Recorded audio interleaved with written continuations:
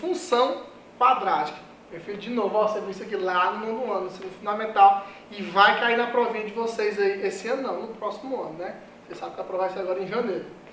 Vocês sabem mais do que eu que uma função quadrática, o formato dela completo é o quê? Ax ao quadrado mais bx mais c. Meu filho, o termo A é aquele que multiplica a variável x ao quadrado, o B é o que multiplica o x, e o C é aquele termo lá independente, fica sozinho, sem variável. Isso aqui é o mínimo que tu tem que saber para poder entender uma função quadrática. Se vocês sabem mais do que eu, que na função quadrática, para a gente poder encontrar o que? As raízes, é através da forma de quem? As raízes lá, qual é? De Bhaskara, né, professor? Menos B, mais ou menos a raiz de delta sobre 2A. Professor, quem é o delta? É o B ao quadrado, menos 4AC. Professor, isso aí eu sabia, isso aqui eu lembro, isso aqui. E o que você tem para eles? As coordenadas do vértice. Quem é o x do vértice e o y do vértice. X do vértice é o quê? Menos B sobre 2A. O y do vértice é menos delta sobre 4A. Professor, outra coisa, eu tenho dúvida na questão, quando é que eu vou usar o x do vértice, quando é que eu vou utilizar o y do vértice. A partir de hoje, né, nunca mais você vai esquecer. Por quê? Porque você está no nosso projeto A Prova Orelha Digital, ó. Nunca mais você vai esquecer. Primeiro, nós temos um x do vértice mínimo e nós temos o y do vértice mínimo. Nós temos um x do vértice máximo e um y do vértice máximo. Professor, quem é que vai me dizer isso aí? Meu filho, quem vai dizer isso aí é a questão. Quem vai dizer isso aí é exatamente o valor do A. Como assim, professor? Vocês sabem mais do que eu. Quando A é positivo, tu sabe que a concavidade do gráfico é o quê? Para cima, né? Ó, teu A é positivo, concavidade do gráfico é o quê? Para cima. Se ele tem esse formato, tu vai ter um x do vértice o quê? Mínimo, e tu vai ter um y do vértice o quê? Mínimo. Professor, o A é positivo, vai ser mínimo. Aí, olha aqui, tá lá embaixo, ó. Tu vai ter aqui um x do vértice e um y do vértice. Beleza? Outro, professor. Se o teu A, ele for o quê? Negativo. Olha aí, ó, se o teu A é negativo. Tu lembra que o formato do gráfico, quando o teu A é negativo, é o quê? Concavidade para onde? Para baixo. Meu filho, aqui parece, sabe o que? Parece uma montanha, ó. Aí tu vai ter aqui, ó, um x do vértice o quê? Máximo. E tu vai ter um y do vértice o quê? Máximo. Então, quem vai dizer esse negócio que é mínimo ou máximo é o valor de quem? Do A. A positivo, tu vai ter o quê? X do vértice mínimo e o y do vértice o quê? Mínimo. Agora, se teu A for negativo, x do vértice vai ser o quê? Máximo. E o y do vértice também vai ser o quê? Máximo.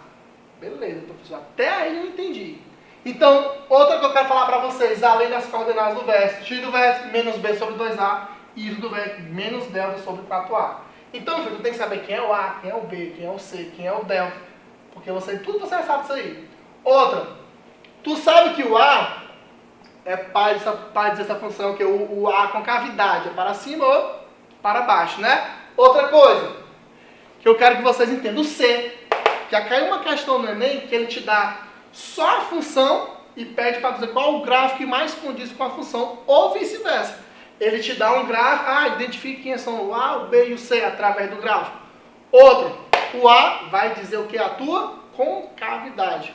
O B, professor, como é que eu entendo o B? O B é o mais difícil de entender. É quando ele cortar o eixo Y, se o gráfico subir, no caso a parábola, né, estiver subindo, o teu B é positivo. No caso, ele cortou o eixo Y e o teu gráfico, a parábola, desceu, o teu B, ele é negativo. Outra, professor, como é que eu sei quem é o valor do B? Meu filho, o B é o mais fácil. Lembrando a função, o C, quer dizer, o C é o mais fácil. Ele é que exatamente corta o eixo Y. Bem aqui, tinha como tu saber se o C, nesse gráfico que eu botei aqui, um pequeno esboço, tinha como ser se o teu C ele era o quê? Positivo ou negativo. Porque tá o quê? O C, ó, ele tá bem aqui abaixo. Ele cortou aqui o meu eixo Y, que é o X, né? E aqui é o eixo Y. Cortou bem aqui, ó, tu já sabe que ele é o quê? negativo. Então, o pontozinho C, né? O termozinho C, ele é o que vai cortar o eixo Y.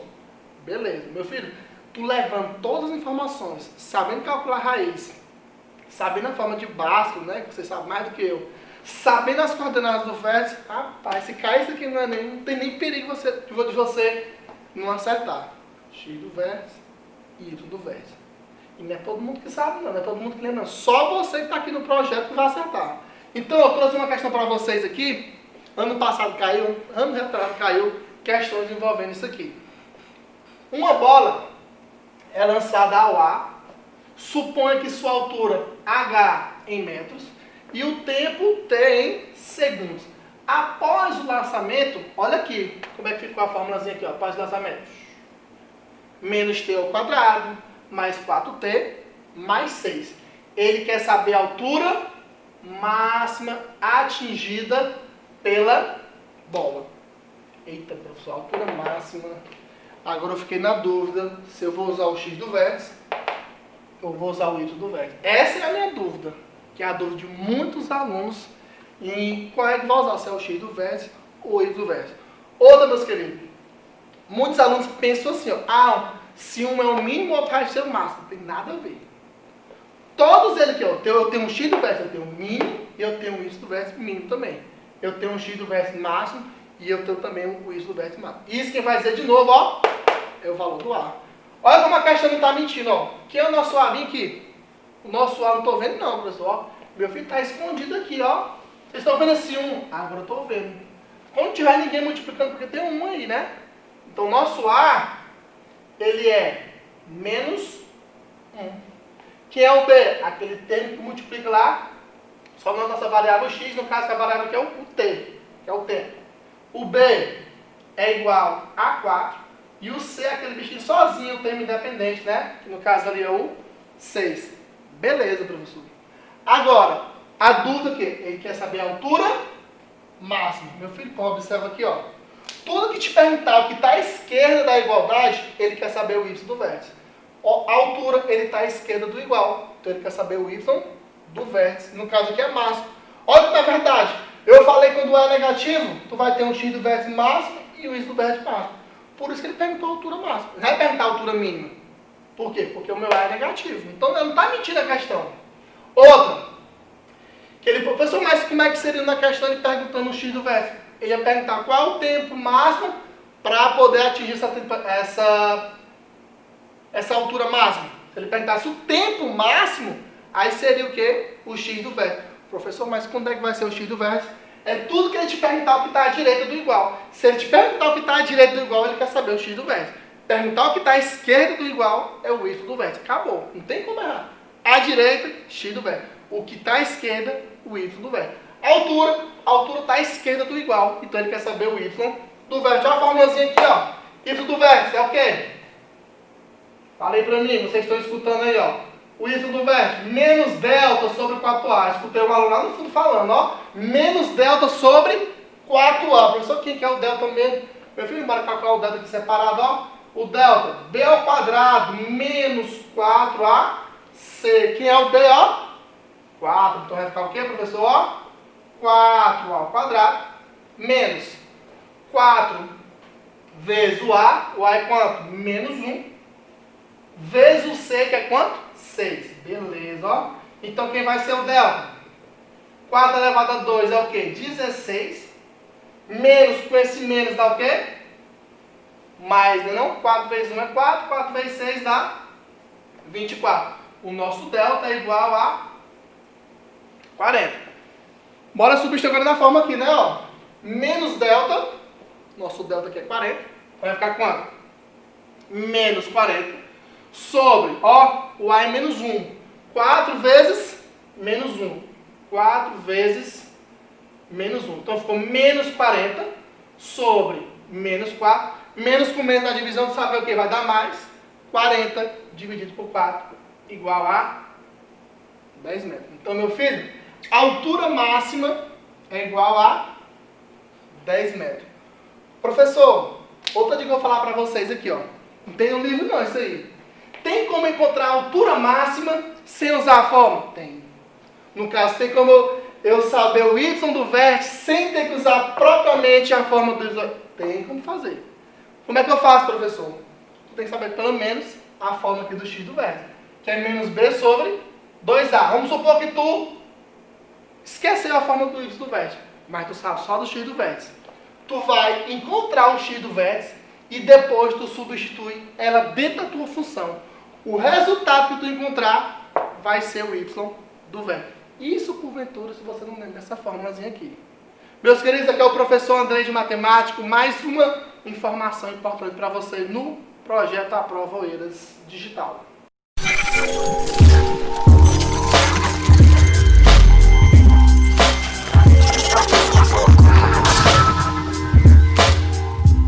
Olá galera, professor Thiago Silva novamente trazendo dicas para vocês sobre literatura. E essa aula de hoje, nossa terceira aula, ela é muito importante. Por que, professor, que ela é muito importante? Porque eu vou trazer aqui para vocês a ordem dos períodos das estéticas escolas literárias, tá bom? É de fundamental importância que vocês compreendam isso, tá? Saber que um período antecede o outro, com a sequência das escolas literárias, isso é de fundamental importância, tá, pessoal? Tudo bem? Então acompanhe aqui comigo para que você conheça e eu mostre algumas características desses períodos, tá? Vem comigo. Então, literatura portuguesa. Olha só aqui, ó. Literatura brasileira. É importante, antes da gente iniciar, que nós temos períodos que ocorreram somente em Portugal e nós temos períodos que ocorreram somente no Brasil, tá bom? Então nós temos períodos que ocorreram também em Portugal e no Brasil, tudo bem? É importante que eu diga também que não tem um período melhor do que o outro, um período que se destaque demasiadamente do outro, não. Cada um tem suas particularidades e sua importância, tudo bem? Então vamos começar por Portugal. Portugal, o primeiro período que nós tivemos lá foi o trovadorismo, da Era das Trevas, lá em 1912, com a Cantiga da Ribeirinha. Lá no trovadorismo, pessoal, é importante que vocês conheçam os tipos de cantigas. Nós temos as cantigas líricas, as cantigas satíricas. Entre as cantigas líricas nós temos amigo, amor, tá? E as satíricas, maldizer e escárnio, tá bom? Você tem que saber diferenciar uma da outra, tá bom? Depois nós temos o humanismo. O humanismo é o teatro vicentino, a farsa de Inês Pereira, o Alto da Barca do Inferno, Gil Vicente, que foi conhecido como o pai do teatro português. Esse período aqui, pessoal, é importante que ele é conhecido também como transição. Por quê, professor? Porque ele ainda tem algumas características do trovadorismo e ele já antecipa algumas características do classicismo, tá? Então, o humanismo é conhecido um período de transição. Lembrando que o trovadorismo e o humanismo só ocorreram em Portugal. Nós não temos trovadorismo e humanismo no Brasil, tá bom? Logo depois nós temos o classicismo. O classicismo, ele está atrelado ao renascimento, tá, pessoal? É por isso que o Camões, o principal representante do classicismo, ora, vez ou outra, ele é chamado de poeta renascentista, tá bom? Então, nós temos o classicismo. Depois, nós temos o barroco, lá em Portugal, certo? Barroco, período de contradição. Já já eu vou falar um pouco mais do barroco, quando a gente mostrar no Brasil. O cultismo, o conceptismo, tá? A dualidade, as contradições, o exagero do barroco, tá bom? Logo depois, nós temos o arcadismo, que também é chamado de neoclassicismo, lá do Bocage de Portugal. Lembrando os pastores, né, algo simples. Lembrando que todo escritor arcade neoclássico nega o barroco. Tudo bem? Tranquilo? Depois nós temos o período romântico, né? Romantismo lá em Portugal começou lá em 1825, com a obra Camões, do Almeida Garré. Tá? Nós temos a primeira geração do herói, do cavaleiro medieval, o ultrarromantismo, o pré-realismo, tá? O sentimentalismo, o escapismo, o idealismo, que eu já tinha falado. Então, nós temos escritores românticos. Logo depois, nós temos um período bastante importante na nossa literatura portuguesa, que é qual, professor? O realismo, do Eça de Queiroz, o grande Eça de Queiroz. E aqui nós temos que parar a aula para recomendar duas produções do Eça de Queiroz para vocês, é importantíssimo que você faça leituras. Professor, quais são essas leituras? Nós temos O Crime do Padre Amaro, excelente obra, tá bom? E O Primo Basílio do Eça de Queiroz, e O Crime do Padre Amaro do Eça de Queiroz, lá do Realismo em Português. Tá bom, pessoal? Logo depois nós temos os Nefelibatas, os poetas simbolismo, né? Do simbolismo português, o Camilo Pessanha, né? Que escreveu Clepsídra, a musicalidade, a literação, a sinestesia, a sugestão do simbolismo, tá?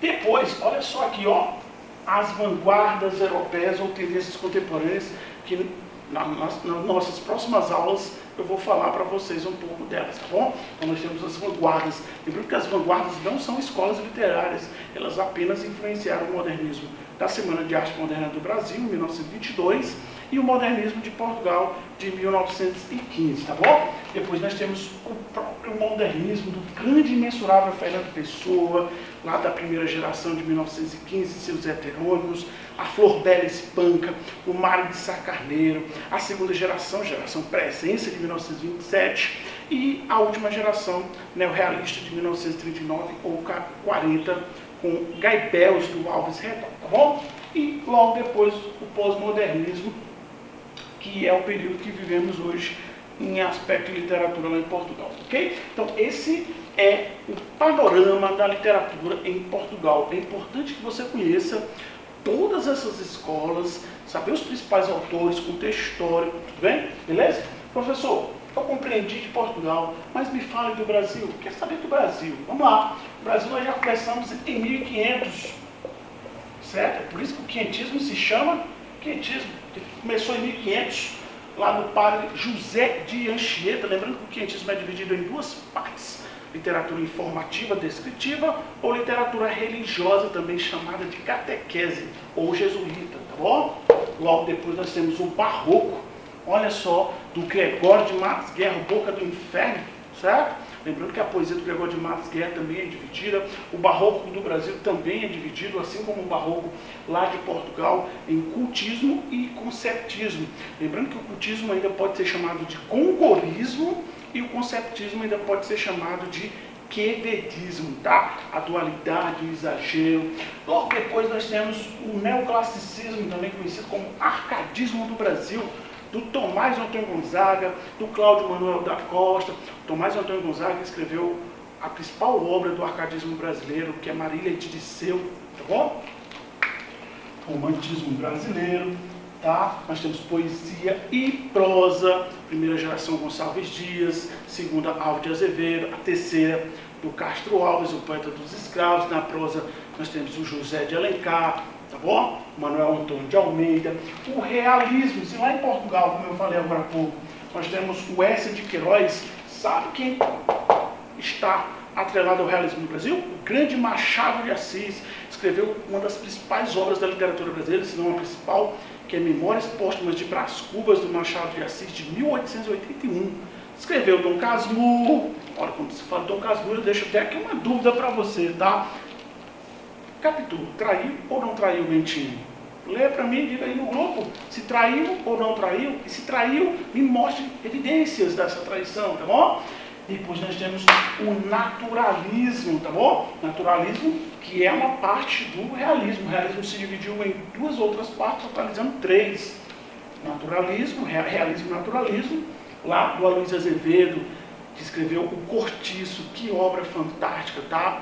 Casa de Pensão, O Mulato, tá? Parnasianismo é a poesia realista da tríade parnasiana, do Olavo Bilac, do Raimundo Corrêa, da Francisca Júlia, tá? Arte pela arte, ok? Lembrando que todo escritor realista, assim como em Portugal, nega o romantismo, ok? Tranquilo? Depois nós temos o simbolismo brasileiro. O simbolismo brasileiro também tem as mesmas características do simbolismo de Portugal, que é a sinestesia, a literação, a musicalidade, tá? Nós temos aqui o Cruz de Souza, o Afonso de Guimarães, que escreveu Ismalha, que é uma poesia bastante interessante. Quando Ismalha enlouqueceu, pôs na torre a sonhar, viu uma lua no céu, viu outra lua no mar. Depois nós temos o período de transição. Lembra que Portugal falou o período de transição, que é o humanismo? Qual o período de transição na literatura brasileira, professor? É o pré-modernismo, que está entre o simbolismo e o modernismo. Começa lá em 1902 com alguns sertões do Euclides da Cunha e Canaã do Graça Aranha. Aqui nós temos o Lima Barreto, o Monteiro Lobato, que escreveu o Urupês, tá? Que é a obra mais importante dele, não é o Sítio do Pica-Pau Amarelo, tá bom? E o modernismo, com a famosa Semana de Arte Moderna de São Paulo, de 1922, geração de 30 e 45. Olha, o Enem todos os anos, pelo menos uma questão de literatura vem do modernismo, tá bom? E depois nós temos o período que hoje nós vivemos, que é o pós-modernismo com o concretismo e o neoconcretismo, tá bom? Então, este é o panorama da literatura portuguesa e da literatura brasileira que você, estudante aqui de Oeiras, tem que saber, tá bom? Forte abraço, professor Thiago Silva, e até a próxima. Tchau!